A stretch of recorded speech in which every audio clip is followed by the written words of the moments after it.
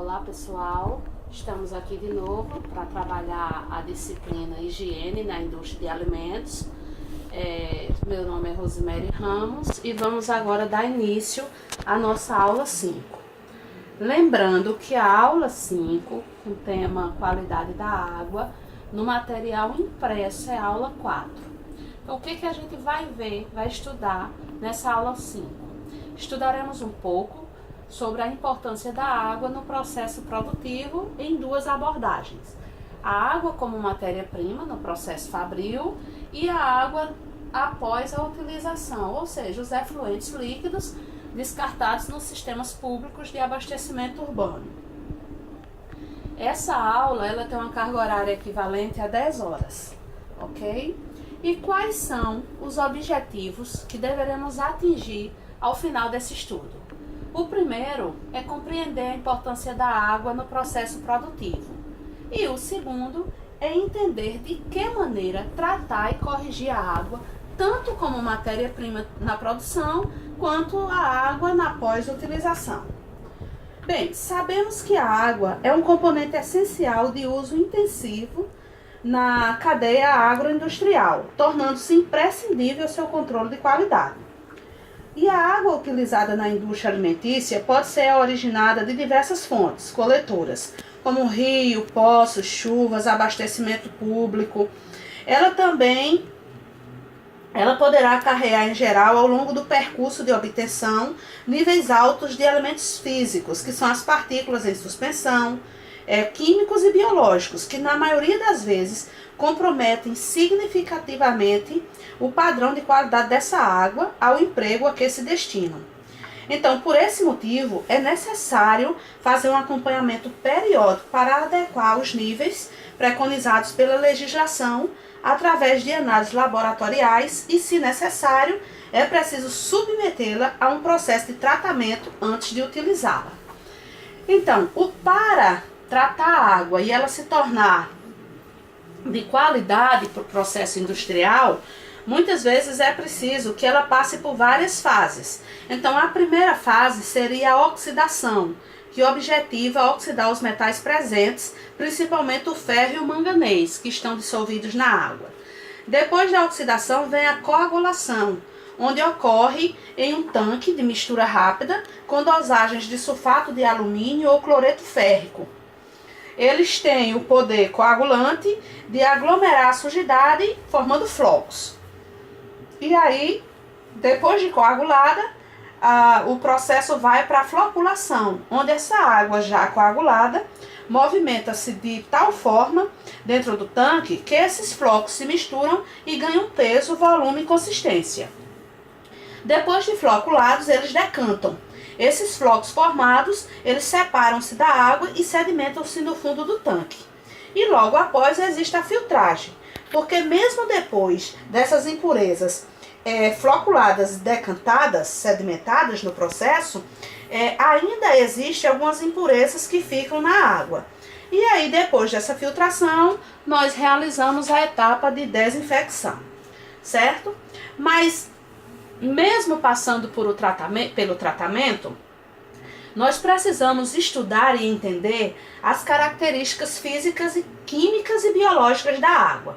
E o que a gente vai ver nas características físicas? Nós iremos abordar água, turbidez, odor e sabor. Então, em relação à coloração da água, quando a água é considerada pura, ela tem um aspecto transparente. E quando ela está em grande quantidade, ela apresenta uma coloração azulada.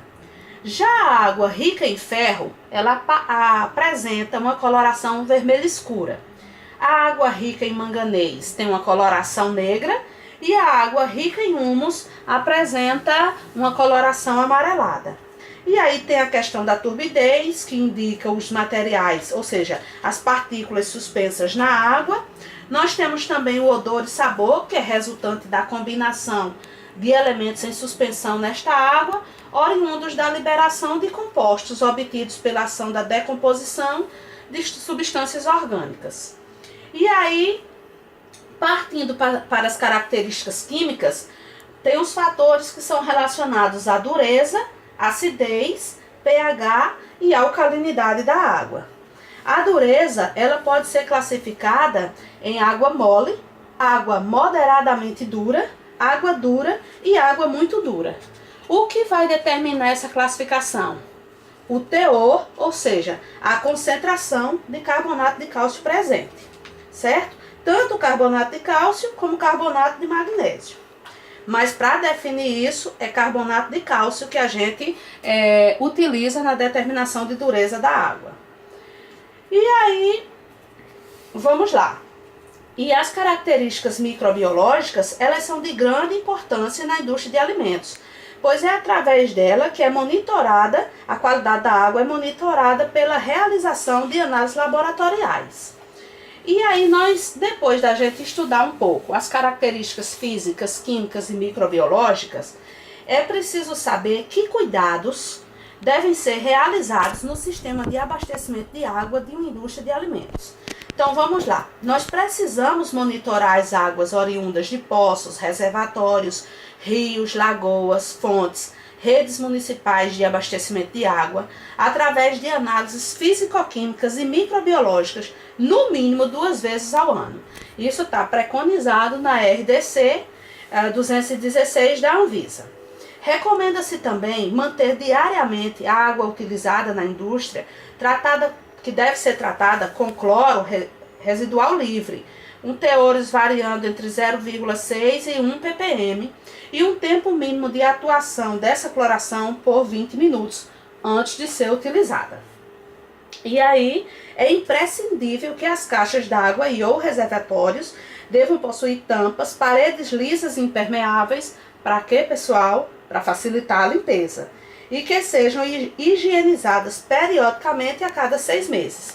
Não só as caixas d'água, como também as tubulações e conexões, que devem ser verificadas constantemente quanto a possíveis danos. E aí, isso tudo que a gente viu até agora foi o tratamento e os cuidados que se deve ter na água utilizada como matéria-prima. Agora vamos abordar um pouquinho sobre o tratamento da água de descarte e efluentes.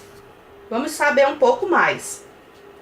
Tem dados muito interessantes no material impresso de vocês, que diz o seguinte: 73% a água é utilizada em processos de irrigação fundamentais para a agricultura. 21% da água está focada no funcionamento das indústrias e 6% destina-se ao consumo doméstico. Eu achei interessante dispor isso para vocês, mas se vocês forem no material impresso, vocês vão encontrar essa informação. E aqui nós temos abordando um pouco sobre o tratamento dos efluentes.